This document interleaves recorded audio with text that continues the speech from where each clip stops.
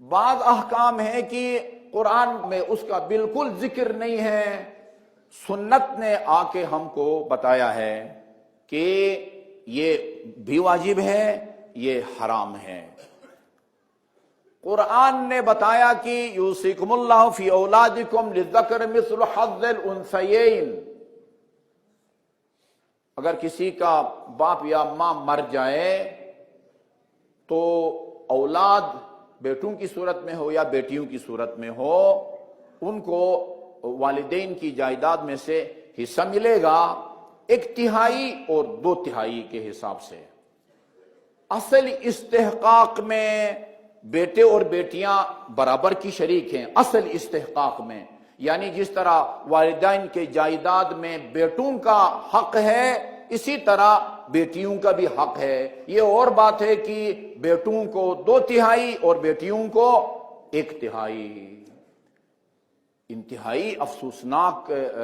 صورتحال ہے۔ بعض گھرانوں میں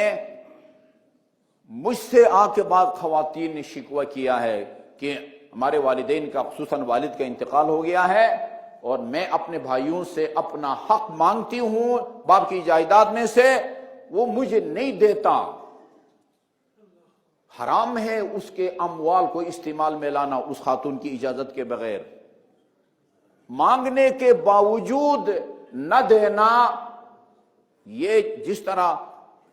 تمہارے پاس طاقت ہے، وہ بیچاری کمزور ہے، بے بس ہے، ورنہ جس طرح تمہارا حق ہے اسی طرح تمہاری بہن کا بھی حق ہے۔ یہ اور بات ہے کہ تمہارا 2/3 ہے اور اس کا وہ 1/3 ہے۔ بلکہ یہ مسئلہ بھی میں پہلے بتا چکا ہوں کہ اگر ایک خاتون وہ بھائیوں کے پاس اس کے باپ کا حصہ ہے اور اس کو ضرورت نہیں ہے، میاں الحمدللہ اس کا صاحب حیثیت ہے، اس کو ٹھیک ٹھاک پالتا ہے، اس کو اپنی ضروریات زندگی کے لیے بھائیوں کی مدد کی ضرورت نہیں ہے، لیکن بھائیوں کے پاس جو حصہ ہے زمین کی صورت میں، مکان کی صورت میں، گاڑیوں کی صورت میں، نقد رقم کی صورت میں جو بھائیوں نے وہ دبایا ہوا ہے، وہ اگر اتنا ہو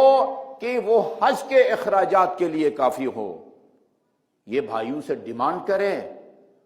میں نے حج کرنا ہے، مجھے یہ کم سے کم اگر سارا حصہ نہیں دیتے تو کم از کم مجھے اتنا وہ حصہ دو کہ جس سے میں بیت اللہ کا حج کر سکوں۔ وہ اس کی مالک ہے، وہ صاحب استطاعت کہلاتی ہے خاتون،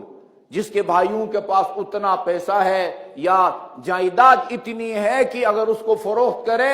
یہ مستطیع ہو جاتی ہے، صاحب استطاعت ہو جاتی ہے، حج اس پر واجب ہو جاتا ہے۔ اچھا جی، کچھ احکام ہیں کہ سنت میں اس کا ذکر نہیں، قرآن میں اس کا ذکر نہیں ہے، سنت نے اس حکم کو بیان کیا ہے۔ سنت نے، قرآن میں کہیں نہیں لکھا ہوا ہے کہ اگر کوئی بیٹا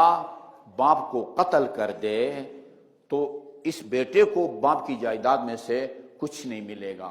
یہ مانع ارث ہے۔ اگر ایک مسلمان باپ کا بیٹا خدا نہ خواستہ کافر ہو جائے، اس کو باپ کی جائیداد میں سے کچھ نہیں ملتا۔